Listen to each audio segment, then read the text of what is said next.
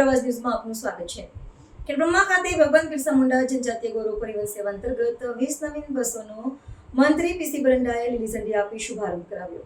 આદિજાતિ સમાજના સર્વાંગી વિકાસ અને છેવાડાના નાગરિકો સુધી વાહન વ્યવહારની સુવિધાઓ પહોંચાડવાના સંકલ્પ સાથે ગુજરાત સરકારના આદિજાતિ વિકાસ વિભાગ દ્વારા ભગવાન બિરસા મુંડા જનજાતીય ગૌરવ પરિવહન સેવા અંતર્ગત 20 નવીન બસોને મંત્રી શ્રી પીસી બરંડાએ લીલી ઝંડી આપી પ્રસ્થાન કરાવ્યું હતું। આ કાર્યક્રમમાં આદિજાતિ વિકાસ અને નાગરિક પુરવઠા તથા ગ્રાહકોની બાબતો મંત્રી શ્રી પીસી બરંડાએ જણાવ્યું હતું કે રાજ્ય સરકાર આદિજાતિ સમાજના સર્વાંગી વિકાસ માટે કટિબદ્ધ છે અને છેવાડાના વિસ્તારો સુધી પાયાની સુવિધાઓ પહોંચાડવા માટે સતત કાર્યરત છે। ભગવાન બિરસા મુંડા જનજાતીય ગૌરવ પરિવહન સેવા અંતર્ગત શરૂ કરવામાં આવેલી આ નવીન બસો મુખ્યત્વે આદિજાતિના બાળકો અને વિદ્યાર્થીઓ માટે જ શરૂ કરવામાં આવી છે। આ બસો વિશેષ રૂપે શાળા કોલેજના સમયે જ સંચાલિત કરવામાં આવશે, જેથી અંતરિયાળ ગામડાઓના બાળકો સમયસર અને સુરક્ષિત રીતે પોતાની શિક્ષણ સંસ્થાઓ સુધી પહોંચી શકે। શાળાના સમયે બસ સુવિધા મળવાથી બાળકોનો કિંમતી સમય બચશે, તેમની સુરક્ષા સુનિશ્ચિત થશે અને શિક્ષણમાં ઝડપ આવશે।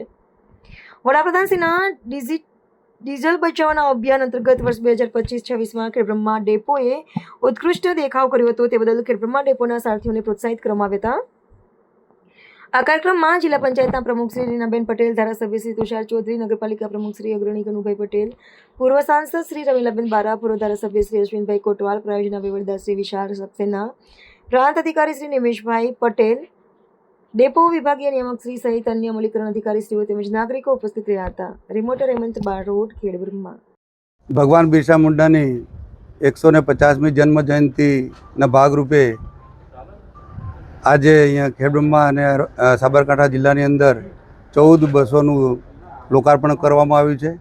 એમાં માનનીય મુખ્યમંત્રીશ્રીએ અઠવાડિયા પહેલાં માનનીય ડેપ્યુટી સીએમ સાહેબે અને મારા વિભાગ દ્વારા આ બસોનું ગાંધીનગર ખાતે લોકાર્પણ કર્યું અને હવે જિલ્લે 14 જિલ્લાની અંદર આ બસો લગભગ 139 જેટલી છે, એમાં પણ લોકાર્પણ થઈ ચૂક્યું છે। તો આજે આ કાર્યક્રમમાં ઉપસ્થિત તમામ જિલ્લાના પદાધિકારીશ્રીઓ, અધિકારીશ્રીઓ, વહીવટીતંત્ર અને તમામ ઉપસ્થિત રહી આપ સૌની સાથે રહી મોટી સંખ્યામાં, બહોળી સંખ્યામાં પ્રયત્ન થાય એ માટેના પ્રયત્નો કરજો અને સૌ ઉપસ્થિત રહ્યા એ બદલ સૌનો આભાર છે। અને આજે આ ખેડબ્રહ્મા ખાતે લગભગ હું માનું છું ત્યાં સુધી આદિવાસીઓને છેક છેવાડાના માનવી સુધી પહોંચે અને શિક્ષણ ક્ષેત્રે આગળ વધે એવી શુભેચ્છા પાઠવું છું। Thank you.